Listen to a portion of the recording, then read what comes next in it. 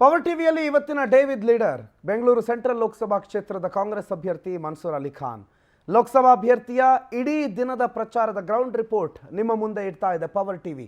ಮನ್ಸೂರ್ ಅಲಿ ಖಾನ್ ಇವತ್ತಿನ ಪ್ರಚಾರ ಸರ್ವಜ್ಞನಗರ ವಿಧಾನಸಭಾ ಕ್ಷೇತ್ರದ ಆಂಜನೇಯ ದೇವಸ್ಥಾನದಿಂದ ಆರಂಭ ಮಾಡಿದ್ರು. ಉಳ್ಳಪ್ಪ ಸರ್ಕಲ್ನಲ್ಲಿ ಬೃಹತ್ ರ್ಯಾಲಿ ಮೂಲಕ ಮತಯಾಚನೆ ಮಾಡಿದ್ರು. ಮನ್ಸೂರ್ ಅಲಿ ಖಾನ್ಗೆ ಸಚಿವ ಕೆಜೆ ಜಾರ್ಜ್ ಸಾಥ್ ಕೊಟ್ಟರು. ಕಾಂಗ್ರೆಸ್ ಅಭ್ಯರ್ಥಿ ಮತ್ತು ಸಚಿವ ಜಾರ್ಜ್ಗೆ ಕಾರ್ಯಕರ್ತರು ಕ್ರೇನ್ ಮೂಲಕ ಹೂವಿನ ಹಾರ ಹಾಕಿ ಸ್ವಾಗತ ಕೋರಿದ್ರು.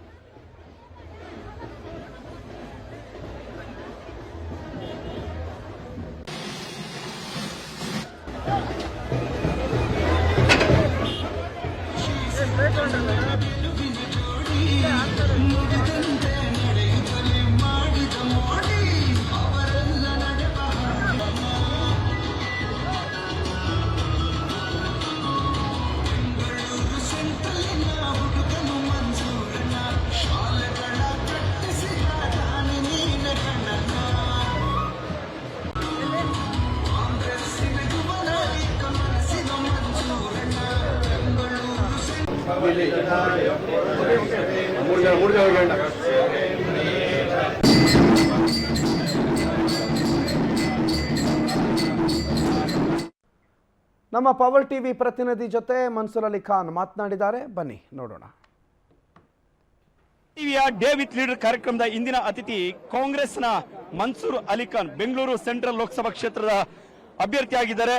ಈಗಾಗಲೇ ಸರ್ವಜ್ಞ ನಗರದ ಆಂಜನೇಯ ದೇವಸ್ಥಾನದ ಮುಂಭಾಗದಿಂದ ತಮ್ಮ ಚುನಾವಣಾ ಪ್ರಚಾರವನ್ನ ಆರಂಭಿಸಿದ್ದಾರೆ. ಪೂಜೆಯನ್ನ ಸಲ್ಲಿಸಿದಿರಿ ಸರ್. ತಮಗೆ ಸಚಿವರಾದಂತಹ ಜಾರ್ಜ್ ಕೂಡ ಸಾಥನ್ನು ನೀಡಿದ್ದಾರೆ. ದೇವಸ್ಥಾನದಿಂದ ಸ್ಟಾರ್ಟ್ ಮಾಡಿದ್ದೀನಿ, ಆಂಜನೇಯ ದೇವಸ್ಥಾನದಿಂದ ಸ್ಟಾರ್ಟ್ ಮಾಡಿದ್ದೀನಿ.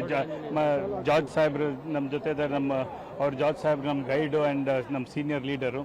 ಸೊ ನನಗೆ ಖಂಡಿತ ವಿಶ್ವಾಸ, ಜನರ ಉತ್ಸಾಹ ನೋಡಿ ನಮ್ಗೆ ಖಂಡಿತ ವಿಶ್ವಾಸ ಇದೆ. ಈ ಬಾರಿ ಕಾಂಗ್ರೆಸ್ಗೆ ಜನರು ವೋಟ್ ಹಾಕ್ತಾರೆ, ಕಾಂಗ್ರೆಸ್ ರಿಸಲ್ಟ್ ಒಳ್ಳೇದು ಬರುತ್ತಂತ ನನಗೆ ಖಂಡಿತ ವಿಶ್ವಾಸ ಇದೆ. ಕಳೆದ 3 ಬಾರಿಯೂ ಕೂಡ PC ಮೋಹನ್ ಅವರು ತಮ್ಮದಾದಂತಹ ಹಿಡಿತವನ್ನ ಈ ಒಂದು ಕ್ಷೇತ್ರದಲ್ಲಿ ಸಾಧಿಸಿದ್ದಾರೆ. ತಾವು ಹೊಸದಾಗಿ ಈ ಕ್ಷೇತ್ರವನ್ನ ಇದೀಗ ತಮ್ಮ ತೆಕ್ಕೆಗೆ ತೆಗೆದುಕೊಳ್ಳುವಂತ ಎಲ್ಲ ಪ್ರಯತ್ನಗಳನ್ನ ಮಾಡ್ತಾ ಇದ್ದೀರಿ. ಏನೆಲ್ಲ ಯೋಜನೆಗಳನ್ನ 5 ವರ್ಷಕ್ಕೆ ಮುಂದಿನ 5 ವರ್ಷಕ್ಕೆ ತಾವು ಇಟ್ಕೊಂಡಿದ್ದೀರಿ ಅಂತ ಯುವಕರಾಗಿ? ನಂದು ಯೋಜನೆ ಇರೋದು ಡೆವಲಪ್ಮೆಂಟು, ಬ್ಯಾಂಗ್ಳೂರು ಅಭಿವೃದ್ಧಿ, ಕರ್ನಾಟಕ ಅಭಿವೃದ್ಧಿ.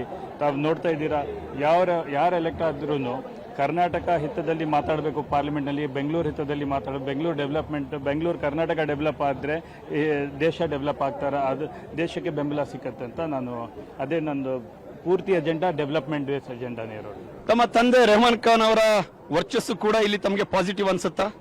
ನಮ್ಮ ತಂದೆ ರೆಹಮಾನ್ ಖಾನ್ ಅವರು ಯಾವಾಗಲೂ ಪಾಸಿಟಿವ್ ಇರುತ್ತೆ. ಅವರು ನಮ್ಮ ಇನ್ಸ್ಪಿರೇಷನು, ಜಾರ್ಜ್ ಸರ್ ನಮ್ಮ ತಂದೆ ಅವರೆಲ್ಲ ಕೊಲೀಗ್ಸ್ ಇದ್ದಿದ್ದು. ಸೊ ಅದು ಡೆಫಿನೆಟ್ಲಿ ನಮಗೆ ಇನ್ಸ್ಪಿರೇಷನ್ ಇರುತ್ತೆ. ಓಕೆ, ಮತ್ತಷ್ಟು ಮಾತುಕತೆಗಳನ್ನ ಚುನಾವಣಾ ಸಂದರ್ಭದಲ್ಲಿ ಮುಂದುವರಿಸೋಣ ಸರ್.